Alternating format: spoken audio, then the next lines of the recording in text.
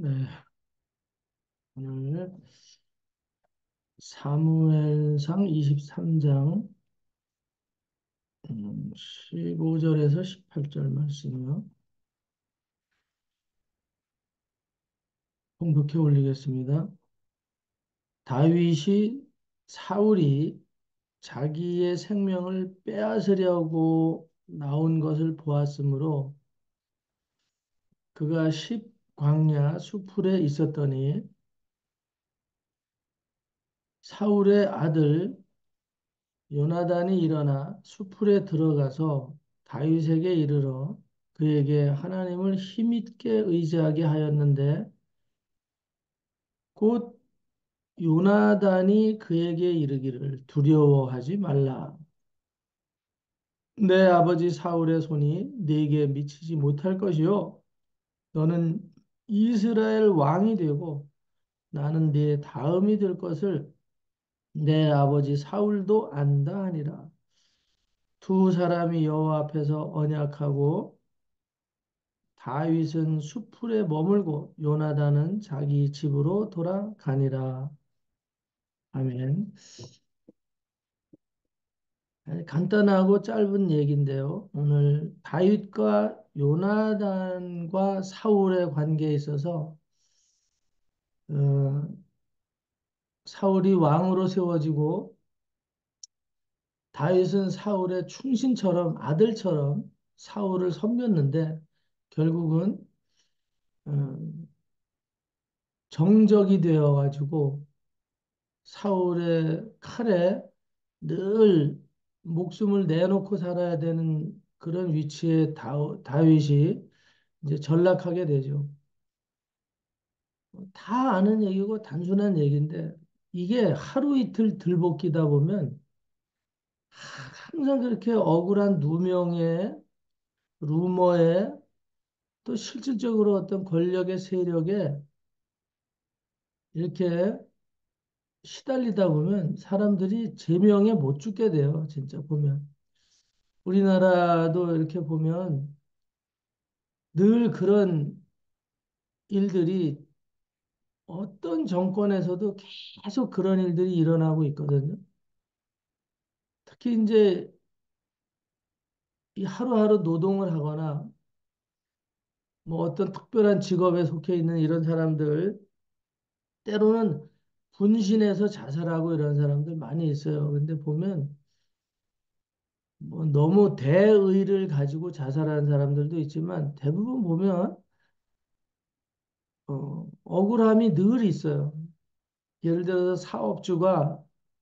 사업주가 아주 악법을 만들어서 괴롭히고 그래서 그것을 법적으로 얘기하고 조소하고 소송하고 이렇게 해도 또 법에서도 사업주 편을 들고 또 노동청이나 이런 데 고발을 해도 또 그렇게 되는 경우도 있고 이런 일들이 제가 이 산업 현장에 좀 머무르고 있을 때 보면 늘 그런 일들이 비일비재하더라고요. 비일비재. 그래서 이 돈이 있는 사람들은 소송에 걸려도 늘 이기고 하다못해 뭐 전 회사원이 데모를 해도 그 사업주를 이겨낼 수 없고 그런 현실. 이제 그러다가 그런 것 때문에 그냥 어디도 하소연을 할 수 없는 나라구나. 이제 이런 위기감이 와요.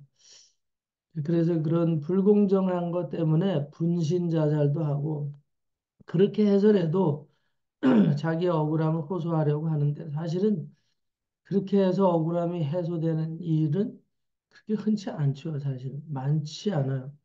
이상하게 어, 정의가 시행되는 일들이 아주 어렵다는 걸 살다 보면 알게 돼요. 오늘 다윗이 사울하고의 관계에서 그런 거거든요. 늘 아버지처럼 모시고 섬기고 그러는데도 계속 이게 어떻게 예, 공격받는 위치에 서게 되고 미움받는 위치에 서게 되고 그렇게 되는 일 이게 하루 이틀이면 좋은데 그렇게 되지 않는다. 15절에도 다윗이 그 아버지처럼 생각하고 있는 진짜 아버지와 같이 생각하고 있는 그 이스라엘의 초대 왕인데 응?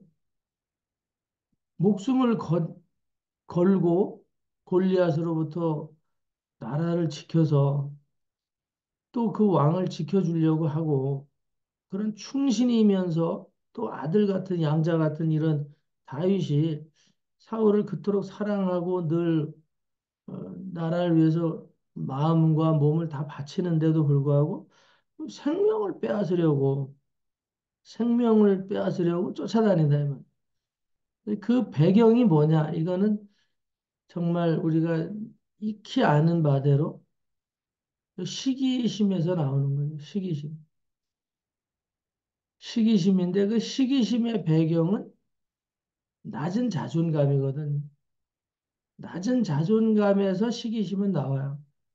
음모나 모략이나 이런 결국은 배반이나 이런 거는 다 낮은 자존감에서 나와요.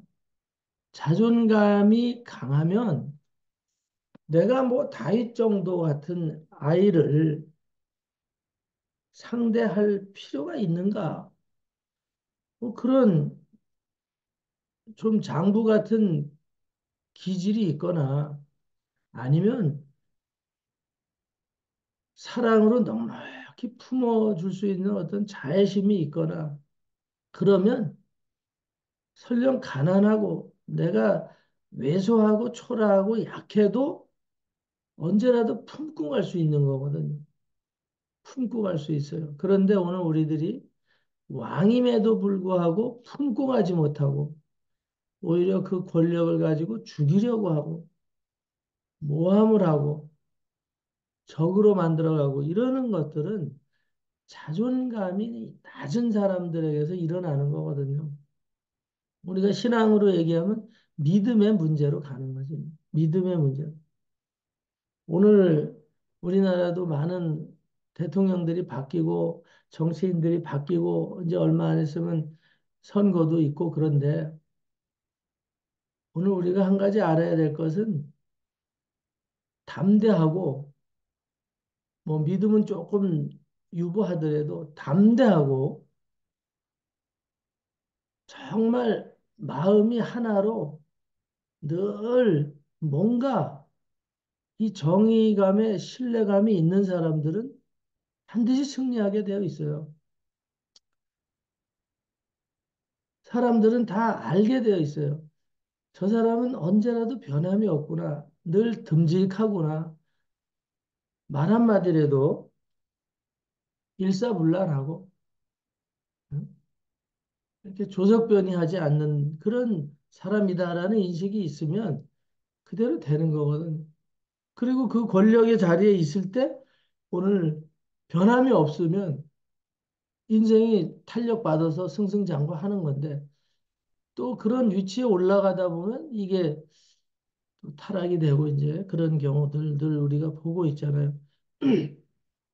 오늘 어느 작가가 외국 작가가 우리나라에 대해서 글을 쓴 게 있어요.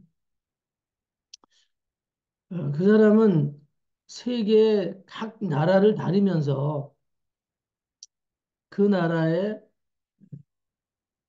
국민의 평안, 국민의 어떤 행복 이런 부분을 연구하고 그리고 그런 내용들을 글로 쓰는 사람인데 한국이라는 나라를 아주 호기심을 가지고 눈여겨보는 이제 그러다가 한국에 와서 생활하면서 한국 국민들에 대한 이런 어, 감성에 대한 부분들, 행복지수 이런 것들을 조사를 했어요. 몇 년 동안.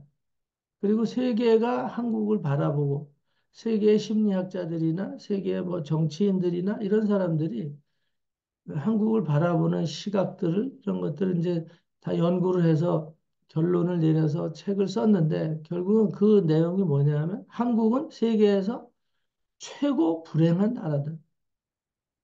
한국은 세계에서 최고 불행한 나라 중에 아주 으뜸이다. 이제 그런 내용이에요. 그 내용을 보면 한국은 그렇게 최고 불행한 나라가 된 원인의 1위가 우울증이에요, 우울증. 그 우울증의 요인이 자살로 가고, 그렇게 했던 그 핵심 원인이 뭐냐면, 핵심 원인이 경쟁심이에요, 경쟁심. 어느 세계에서나 1등 아니면 인정을 안 해요. 1등도 계속 그 자리를 지키기 위해서 밤낮 연구하고 힘쓰고 노력해야 돼. 한 번 그 자리에 올라갔다 그래서 인정해주고 끝나는 게 아니라 더 잘하라고 계속 부추기고 푸시하고 그러기 때문에 도저히 견딜 수가 없어. 그것이 우울증으로 오는.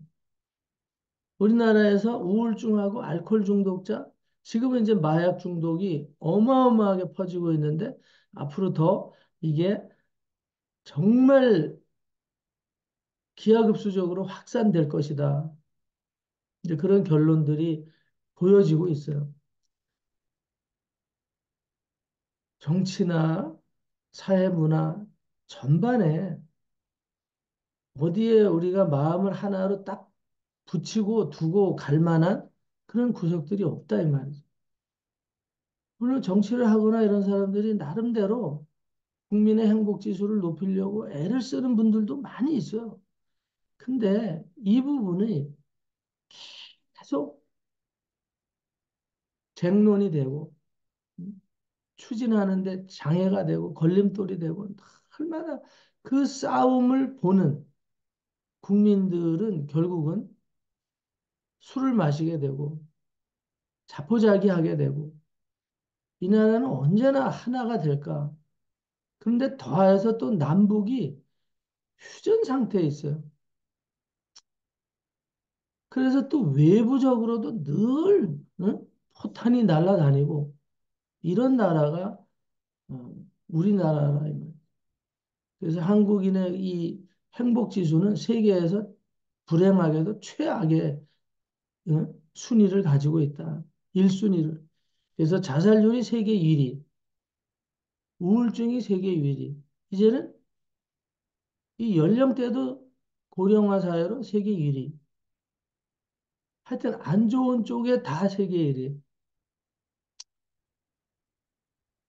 오늘 우리가 어떤 돌파구를 찾으려고 응? 그래요. 그래서 어젯밤에도 뭐 스포츠 경기가 있었던 것 같은데 아침에 일어나서 보니까 바로 2대 0으로 이렇게 진 것으로 나오고 있어요.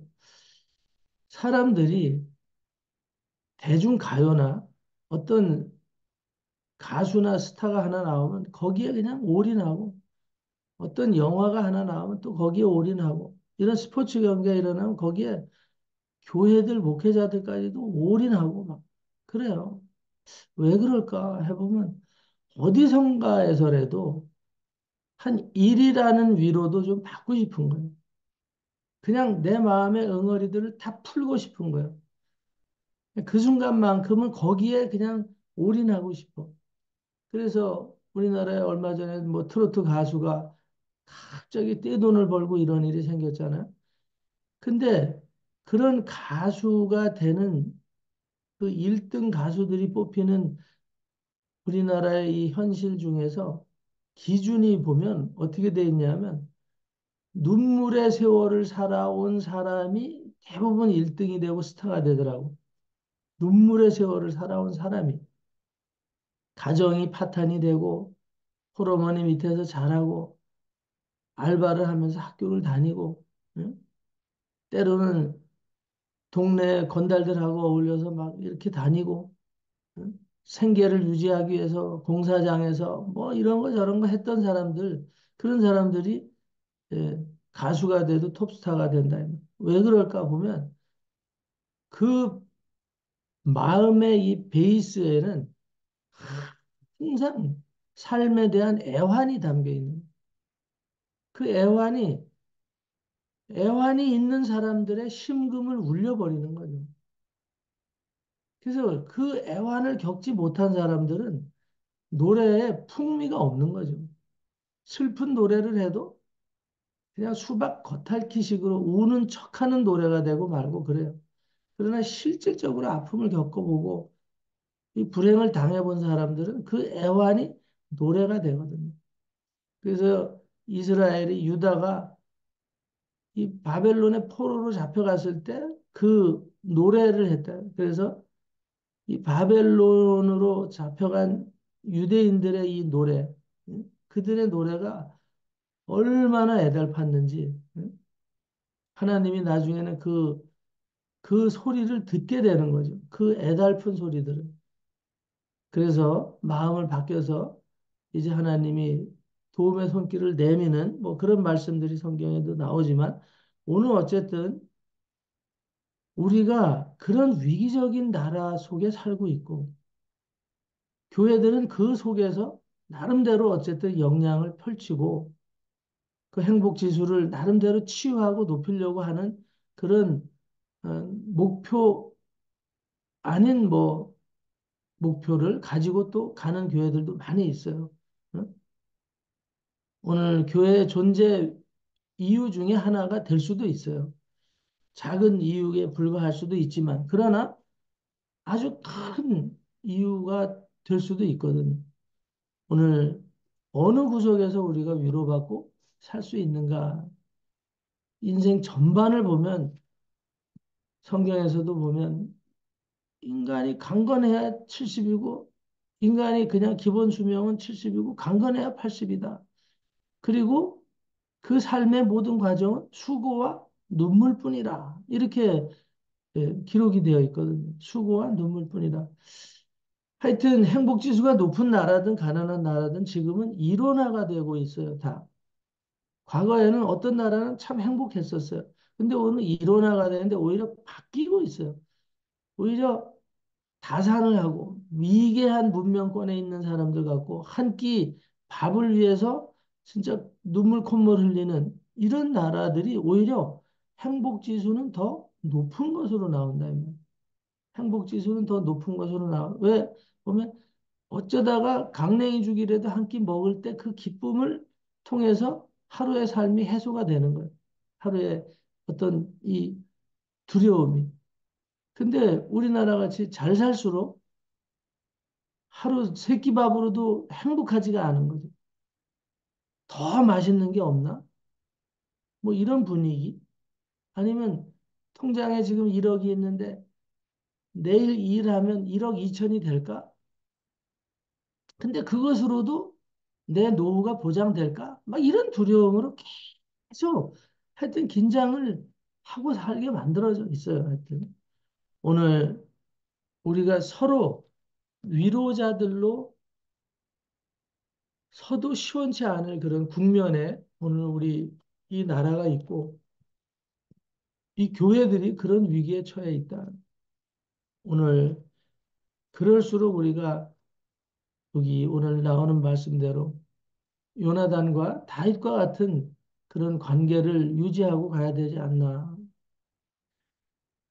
정말 얼마나 다윗이 힘이 들었으면 그냥 그의 눈물의 시를 보면 시편에 나오는 많은 시 중에는 다윗의 시가 많이 있잖아요. 그냥 죽기를 한하고 그렇게 눈물로 살아온 그런 날들 탄식의 이런 시들이 많이 나오거든요. 그 순간순간 오늘 그가 어떻게 극복하고 왔나 거기에는 바로 친구처럼 정말 사랑하는 남녀보다 더 사랑을 가진 여기에 요나단이 있었다는 거죠. 요나단이. 오늘 요나단이 어떤 말을 하느냐. 그렇게 자기의 아버지의 살육의 칼날을 피해서 도망다니는 그 다윗을 기꺼이 찾아가서 말하는 거죠. 하나님을 응? 힘있게 의지하라. 하나님을. 골리앗을 때려서 넘겨게 했던 그 하나님. 골리앗도 이겨냈던 그 하나님이 너의 하나님이다. 그래서 성경에 보면 다윗의 하나님이 나의 하나님이요. 이런 고백의 글들이 많이 나오거든요. 다윗의 하나님이 나의 하나님이라. 오늘 다윗은 그러나 후세들이 기억하는 그런 믿음을 가지고 하나님을 섬기지 못할 만큼 절체절명의 순간에 있었다 이 말이죠. 오늘 그런 상황 속에서 어떻게 극복하고 나와서 다윗의 하나님이 나의 하나님이요 라는 고백들이 성경에 기록될 수 있었냐? 그것은 요나단의 사랑이다 이 말이죠. 위기적인 상황에서 오늘 다윗에게 힘을 실어주면서 하나님을 더 의지해 하고 가자. 어? 너는 이스라엘의 앞으로 장차 왕이 될 것이고 나는 너의 두 번째 자리에 앉을 것이다. 내가 너를 위해서 두 번째 자리에 어떤 위치를 말하는 게 아니거든요, 이게. 당신은 반드시 이스라엘의 왕이 될 것이고 다윗이요.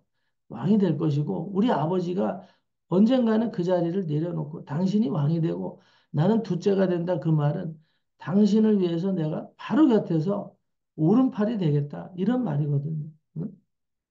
그래서 이스라엘을 이끌어가는 그런 어, 자리에 우리가 함께 힘을 모아서 달려가자.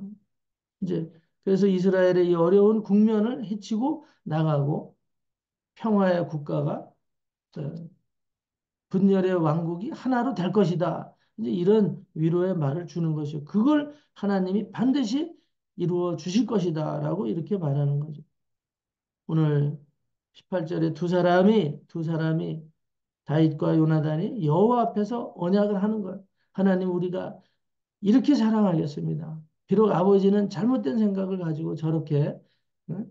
칼을 들고 왕의 구실을 못하고 있는데 오늘 저와 다윗은 하나님 앞에 언약하고 이 나라를 아버지의 사랑으로 여호와의 말씀으로 무장하고 여호와의 뜻대로 이끌어가는 나라를 만들어내겠습니다. 오늘 이 시대에 그리스도인들의 사명이라고 생각합니다. 이제 기후위기 어제도 말씀드렸지만 2023년도 7월에 이 JTBC에서 오늘 전 세계적인 기후위기를 비추어서 우리나라를 비추어 봤는데 우리나라가 이제 물 부족 국가가 됐어요. 물 부족 국가가 돼서 작년 7월에 어느 지역은 뉴스에서 여러분들이 다 알고 계시겠지만 물 저장량이 물 저장량이 80%나 줄어가지고 수몰 지역이 돼 수몰 지역이 돼서 호수에 댐에 물이 가득 찼던 거기에 물이 바닥이 나와가지고 16%밖에 안 남았어. 만수가 됐던데 16%만 남아서 바닥이 다 드러내고 과거에 수몰되었던 그 동네가 그대로 수몰 지역이기 이전에 그 밑으로 작은 또랑들 위에 이렇게 시멘트 다리가 있고 글로 지나다니던 과거의 마을이 그대로 드러나고 이런 일들이 이제 진행이 되고 있어. 물 부족 국가로 됐고 물 지하의 물 저장량이 이제 거의 고갈 상태고 뭐 이런 얘기들이 JTBC에서 작년 7월에 보도가 된 적이 있어요.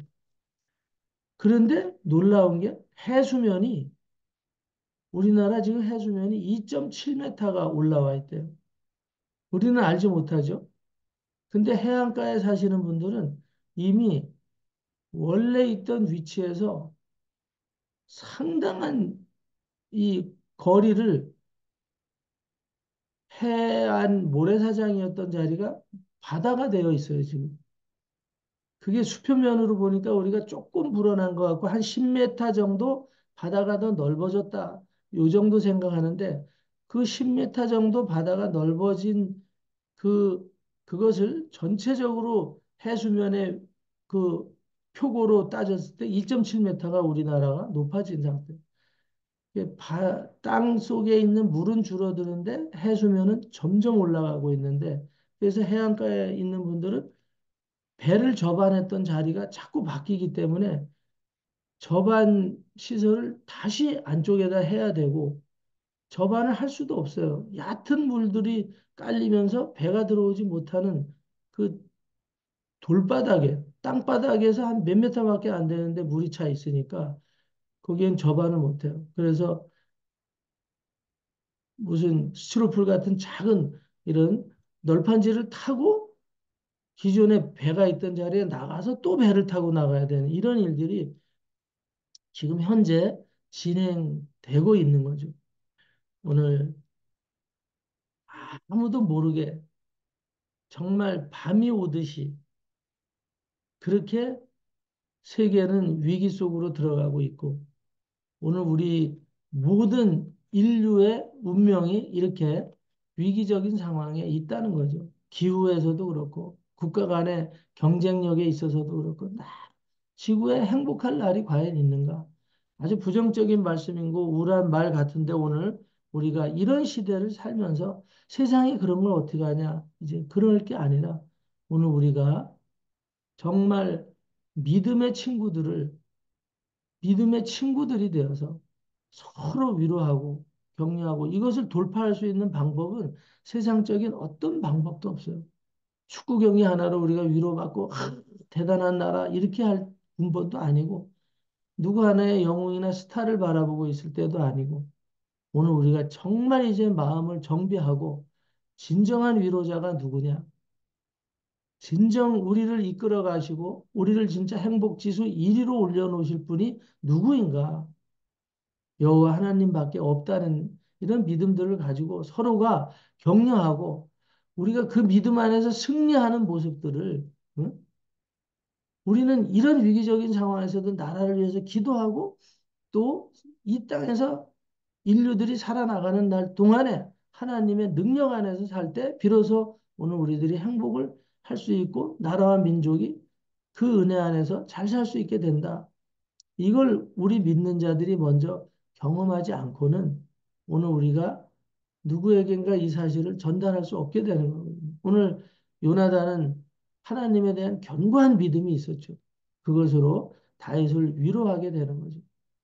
저와 여러분들이 그런 믿음을 가지고 나중에 요나단은 불행하게 아버지 사울하고 전쟁에서 죽음을 맞이해서 다윗이 가슴을 찢는 눈물을 흘리게 되었지만 그 가슴을 찢는 눈물을 통해서 요나단의 사랑을 더 확인하고 다윗이 정말 회개하고 이스라엘을 제대로 이끌어가는 왕이 될 수 있었던 것은 요나단이 심어준 그 믿음의 회복이거든요. 믿음의 회복. 그는 죽으면서도 다윗을 위해서 정말 그 사랑을 고백하고 죽었던 것. 오늘 이 땅이 재앙과 전쟁 속에 휘말릴 수도 있고 기후의 전쟁 속에서도 지금 묻혀가는 위기 속에서 진짜 우리가 이 시대를 우울하게만 바라보고 갈 것이냐. 오늘 그리스도 예수 안에서 소망이 있음을 오늘 요나단처럼 선전하고 서로 위로하고 격려해서 오늘 말 한마디라도 따뜻하게 힘을 낼 수 있도록 오늘 우리들이 격려하면서 그리스도 안에서 이 사랑을 꽃피워가는 그래서 이런 위기적인 상황 속에서도 정말 소망과 행복을 가질 수 있는 이 나라가 되고 우리 정은교회 가족이 될 수 있는 은혜가 있기를 바라면서 오늘 말씀에 대언합니다. 기도하겠습니다. 할렐루야 하나님 감사합니다.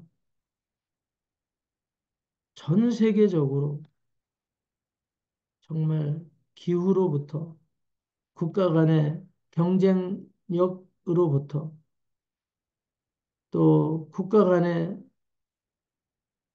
그 내면에 있어서도 오늘 정말 우리가 행복할 수 있는가? 모든 국가들이 다 이 행복 지수에 고민하지만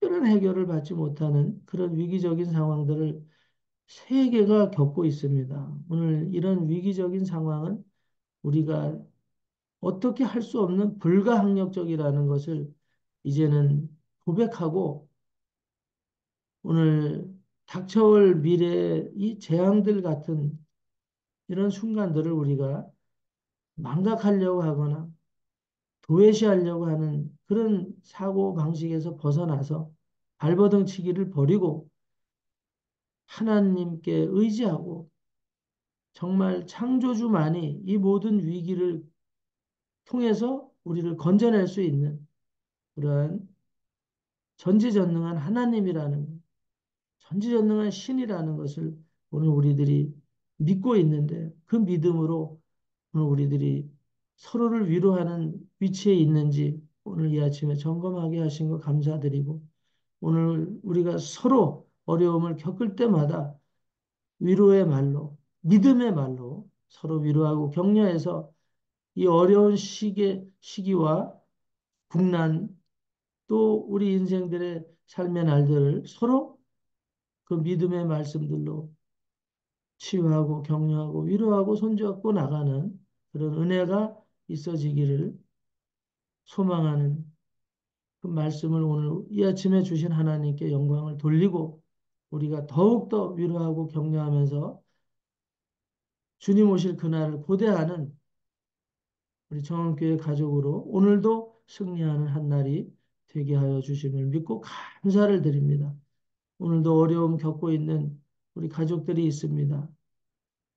이 모양 저 모양으로 살기가 쉽지 않습니다. 하나님께서 우리의 하나님이 되시고 우리의 능력이 되시고 우리의 소망이 되시고 응답이 되시는 하나님이심을 믿습니다.